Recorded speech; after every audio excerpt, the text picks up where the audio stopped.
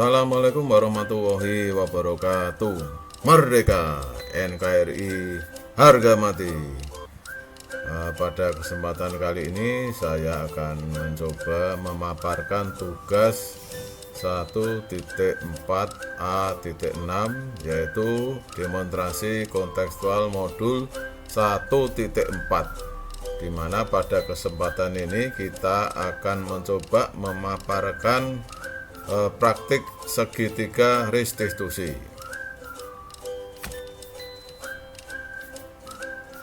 Terlebih dahulu, perkenalkan, nama saya Eko Siswanto, saya dari CGP Angkatan 5 Kabupaten Jepara. Langsung saja kita masuk kepada kasus pertama. Berikut adalah paparan kasus 1. Pada waktu jam pembelajaran di kelas, Pak Eko memanggil siswa yang bernama Robi maju menghadap. Pak Eko bertanya kepada Robi, mengapa dia selalu tidak tepat waktu mengirimkan tugas yang diberikan Pak Eko. Robi bercerita penyebabnya adalah karena laptopnya rusak dan dia tidak bisa untuk memperbaikinya. Pak Eko bertanya kembali, mengapa laptopnya tidak diservis? Alasan Robi karena tidak mempunyai uang untuk membayar servis. Pak Eko lalu mengajak Robi untuk dikenalkan kakak kelasnya sesama jurusan RPL yang bernama Verga di unit produksi. Tujuannya supaya Robi bisa belajar bersama Verga untuk memperbaiki laptopnya yang rusak tersebut dan gratis, tidak perlu membayar. Setelah sampai di unit produksi, Pak Eko memperkenalkan Robi dengan Verga, lalu menjelaskan maksud kedatangannya, yaitu agar Verga mau mengajari Robi memperbaiki laptopnya yang rusak tersebut. Selanjutnya Pak Eko meninggalkan mereka untuk kembali ke kelas. Setelah beberapa waktu berlalu, Pak Eko kembali lagi ke unit produksi untuk menemui Verga dan Robi. Dan ternyata laptopnya Robi sudah dapat diperbaiki. Pak Eko bertanya apakah Robi senang. Robi menjawab senang dan berjanji akan mengerjakan tugas tepat waktu. Pak Eko lalu menyuruh Robi mengucapkan terima kasih pada Verga dan mengajak kembali Robi ke kelas untuk melanjutkan pelajarannya. Berikut kita saksikan video praktek. Coba kesini Robi. Robi, saya kemarin kan melihat apa itu tugas-tugas yang sudah saya share di Google Class, di kelas kalian. Ini saya lihat kok kamu tugas-tugasnya kok saya telusuri, ternyata banyak sekali kejadian tugas-tugas yang sering telat kamu kumpulkan. Ini kenapa ini, Robi? Komputer saya rusak, Pak. Rusak. Komputer kamu rusak, tidak bisa kamu perbaiki. Oh gitu. Nah terus sebenarnya kamu kan bisa bawa ke servis. Nggak bisa diperbaiki. Tidak bisa perbaiki. Kamu ini enggak punya uang enggak untuk memperbaikinya? Enggak punya. Oke, gini, coba kamu bawa laptopmu coba. Ambil.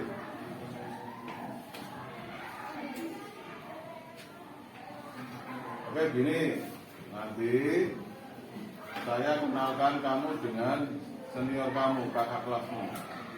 Sama-sama jurusan RPL yang nanti akan membantu kamu memperbaiki laptop.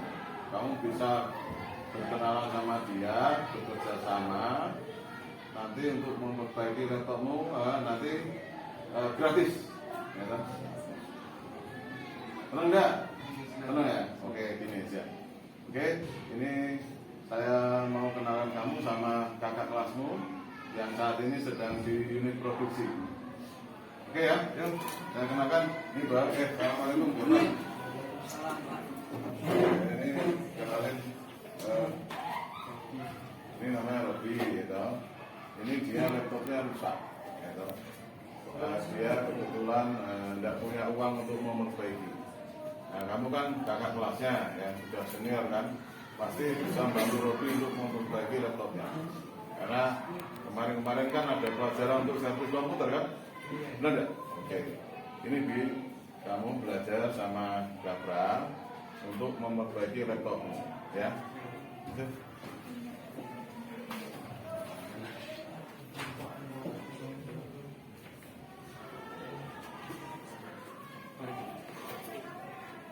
Gini ya, ini saya tinggal, silakan kamu belajar sama Gabra, toh. Nanti minta tolong dicari penyebabnya, ya toh. Penyebabnya apa? Sampai komputernya ini bisa ya, gitu ya, oke ya. Siap. Kamu ikhlas tuh, bantu adik kelasmu? Ikhlas, Pak. Oke, siap, makasih ya. Oke, silakan.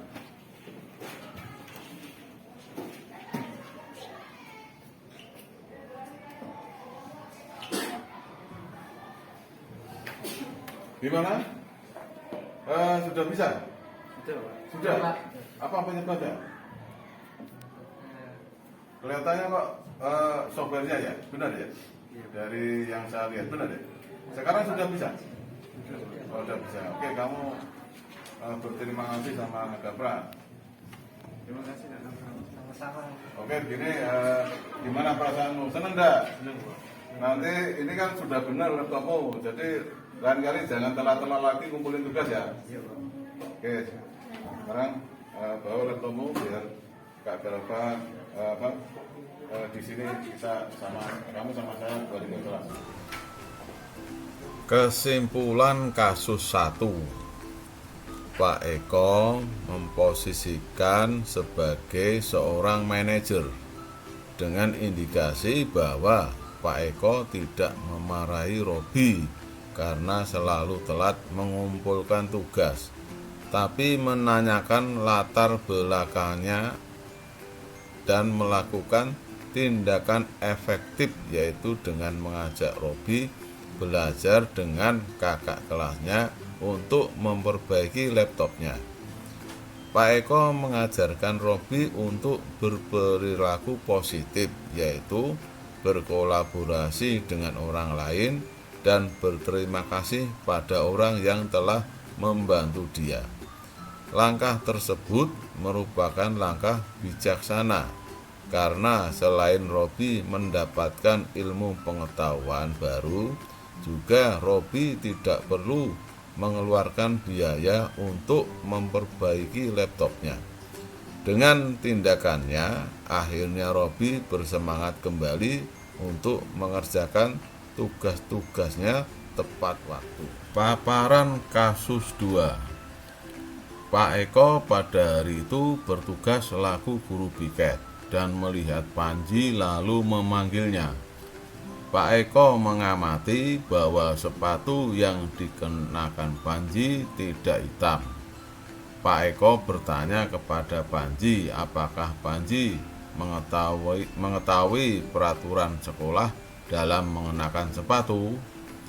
Panji menjawab mengetahui aturan tersebut dan konsekuensi sanksi yang akan diterima yaitu melepas sepatu. Lalu Pak Eko menyuruh melepas sepatu. Panji keberatan melepas sepatunya dan beralasan terburu-buru ke sekolah sehingga salah memakai sepatu.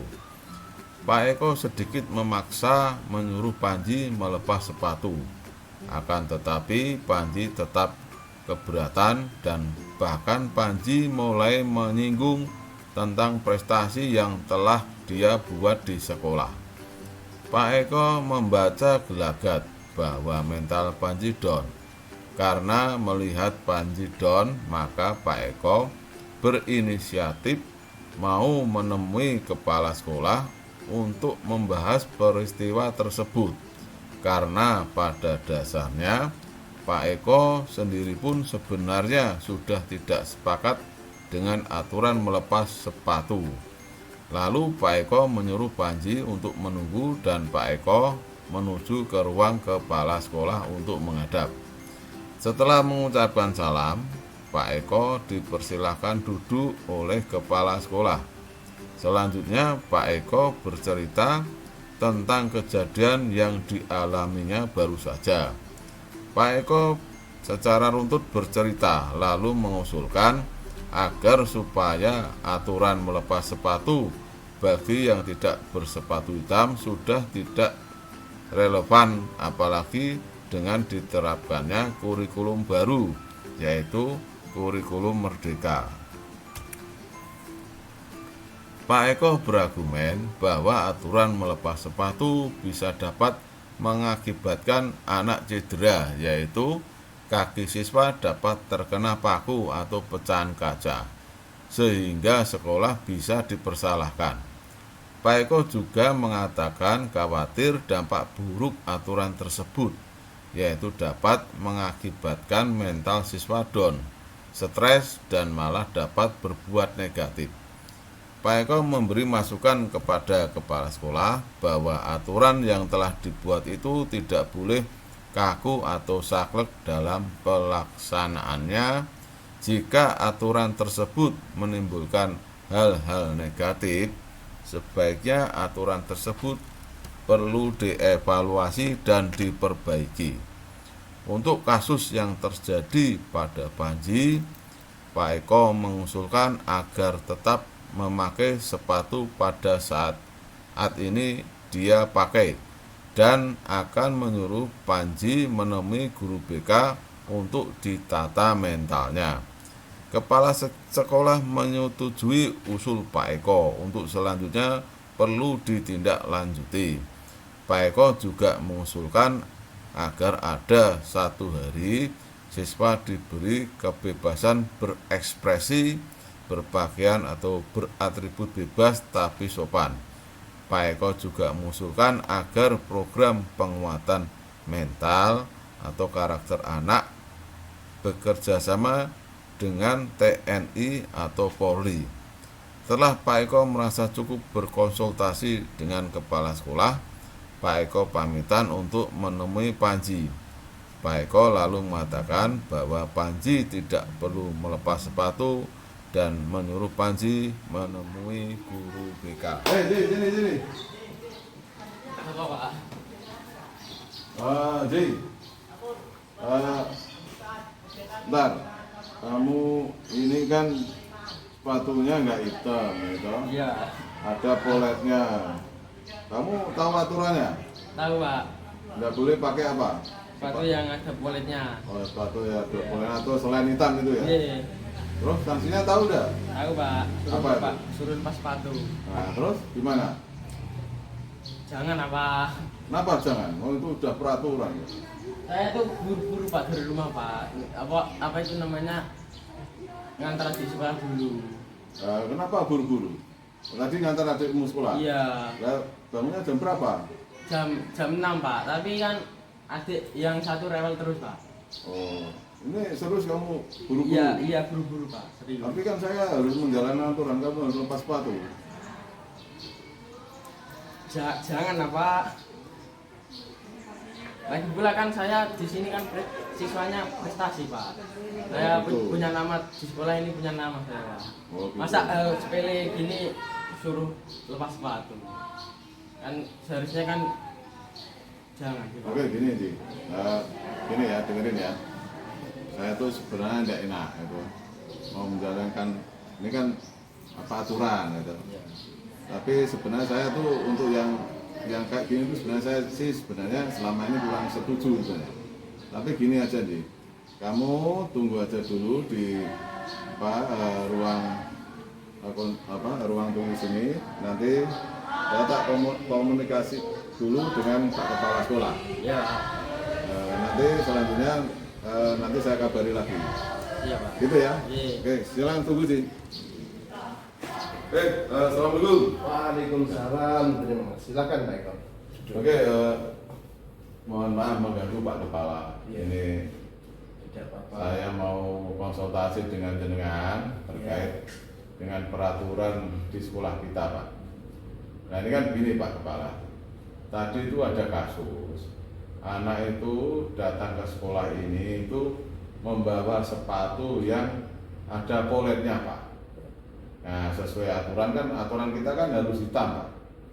Jadi kan biasanya kalau melanggar itu sepatunya dilepas Pak. Nah ini saya konsultasikan jenengan karena jenengan selaku pemangku kebijakan.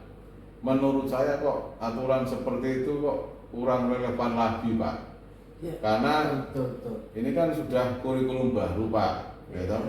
Saya khawatir Pak, ketika nanti mungkin lepas sepatu, kalau anaknya tertusuk jarum, kena pecahan kaca, kan kita Pak nanti yang bermasalah Pak, gitu loh.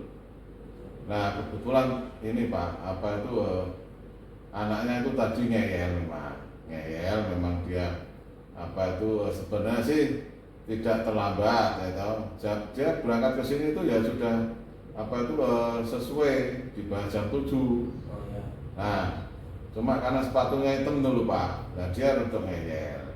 Nah kebetulan tadi itu anaknya itu berprestasi Pak di sekolah kita, sudah banyak piala yang dipersembahkan itu. Jadi kayak saya suruh melepas sepatu tuh membebani mentalnya itu loh. Malah saya khawatir kalau mungkin dia lepas sepatu itu akan membuat dia stres dulu Pak, dan berpikiran tidak enak kepada kita, malah dia mungkin berkecenderungan berperilaku negatif. Ini bagaimana Pak untuk solusinya, kira-kira bagaimana Pak? Ini tadi anaknya cewek apa cowok Pak? Cowok. Tapi mentalnya down setelah Nah saya suruh itu tidak mau, dia merayap-rayap itu loh. Saya dari wajahnya kan down gitu loh.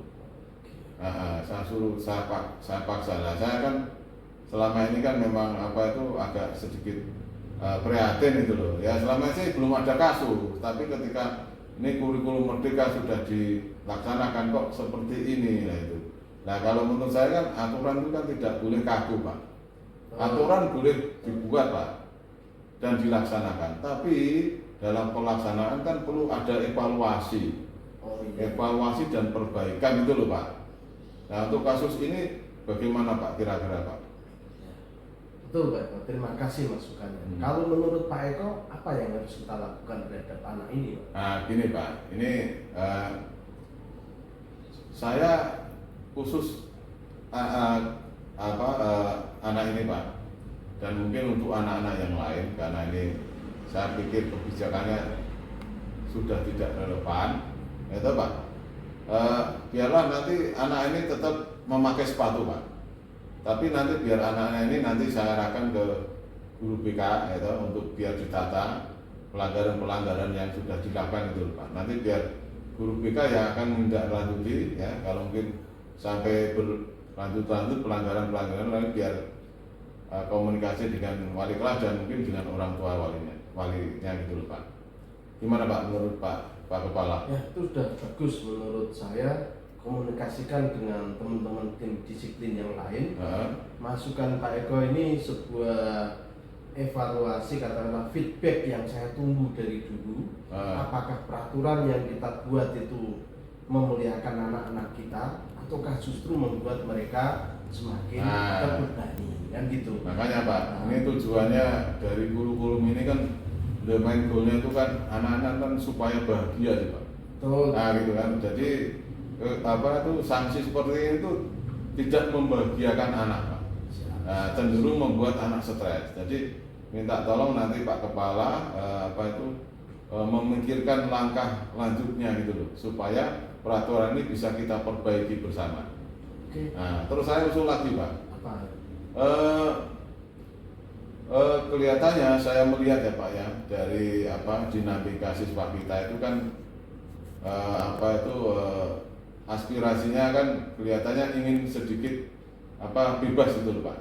Nah bagaimana kalau kita kasih kesempatan Pak, mungkin satu hari itu Pak, di hari Jumat kita buat acara berseragam bebas bersepatu bebas, itu gimana Pak menurutnya? Tapi ini masih dalam koridor kesopanan Pak. Misalkan bajunya batik Pak, misalkan ya celana mungkin jeans tidak masalah, sepatu boleh bebas. Kan kadang-kadang anak-anak di rumah kan juga banyak punya sepatu. Seperti tadi ternyata anaknya punya sepatu selain hitam Pak. Iya. Nah, saya juga melihat wah ini kelihatannya apa itu ada semacam ini ya percaya diri itu loh Pak. Kalau mungkin apa itu dari penampilannya. Jadi ini kan juga terobosan kita loh Pak, melatih anak supaya bisa apa itu berekspresi, benar nggak Pak? Ya itu satu usulan yang menurut saya out of the box. Oh gitu ya. Terus satu kali lagi Pak, ini berkaitan dengan pendidikan karakter Pak. Nah ini kan begini Pak, anak tadi kan katanya berprestasi, memang saya tahu memang anak ini berprestasi Pak. Tapi kok saya gitu kan sedikit kok down Pak mentalnya. Nah ini ada sesuatu yang perlu kita kuatkan di pendidikan karakter kita di sekolah kita Pak. Nah saya usul Pak, nanti kita buat program penguatan karakter anak di sekolah kita. Nah kita bisa minta bantuan dari kepolisian maupun TNI Pak untuk pendidikan penguatan karakter anak. Sekali-kali kita perlu melakukan shock terapi Pak. Nah ini kan sekolah SMK Pak. Jadi bekal karakter mental yang kuat itu harus kita bekali itu Pak. Jangan sampai nanti setelah lulus tuh ada masalah didol, ada masalah didol. Nah ini kan malah tidak bagus gitu loh. Menurut Pak Kepala gimana Pak? Ya saya lihat ini Pak Eko penuh dengan ide-ide cemerlang. Saya terima masukannya. Nanti kita akan tinjau ulang semua aturan itu dan pandangan-pandangan Pak Eko akan saya mohon untuk disampaikan kembali di teman-teman yang lain supaya kita punya sikap yang sama. Oke, gini Pak. Nanti untuk anak ini nanti saya suruh ke BK dulu Pak ya. Betul. Nanti selanjutnya untuk sementara kita berikan dulu peraturan itu Pak ya. Nanti anak boleh masuk kelas dengan sepatu yang ada polernya tadi itu Pak ya. Siap Pak. Oke, itu aja Pak Kepala. Terima kasih atas waktunya. Ini saya langsung menuju ke anaknya itu Pak ya. Siap. Oke. Terima kasih. Selamat tugas Pak. Oke, terima kasih Pak. Ini sih. Saya sudah komunikasi dengan Pak Kepala Sekolah terkait dengan peraturan yang lepas sepatu tadi. Ini untuk sementara kamu nggak lepas sepatu, kita nggak jalankan aturan ini dulu ya kan. Nanti kamu menghadap, ini kan saya guru BK nih di sini. Saya belum nggak guru BK. Kamu nanti menghadap guru BK, nanti laporan ya. Kamu punya melanggar aturan ini seperti ini ya, nanti biar dicatat sama guru BK ya kan. Sementara nanti setelah dari guru BK nanti mungkin kamu langsung bisa masuk kelas mengikuti pelajaran seperti biasa. Oke gitu aja. Oh ya, oke. Sana masuk ke kelasmu. Ke guru BK. Kesimpulan kasus 2, Pak Eko memposisikan sebagai seorang manajer dengan indikasi bahwa Pak Eko tidak memarahi dan memaksa Panji untuk melepas sepatunya, tetapi Pak Eko mencoba berkonsultasi kepada kepala sekolah dan mengemukakan argumennya agar Panji tidak perlu melepas sepatu dan mengusulkan agar peraturan tersebut dievaluasi dan diperbaiki karena sudah tidak relevan di mana berlaku kurikulum Merdeka. Pak Eko juga mengusulkan kepada kepala sekolah agar sekolah memberi waktu 1 hari di mana siswa dapat bebas berekspresi tapi masih dalam koridor kesopanan dan kepatutan. Pak Eko juga mengusulkan agar sekolah membuat peraturan membuat program penguatan karakter atau mental siswa dengan cara bekerja sama dengan TNI atau Polri sebagai shock therapy. Cukup sekian paparan dari saya, semoga bermanfaat. Wassalamualaikum warahmatullahi wabarakatuh. Merdeka NKRI, harga mati.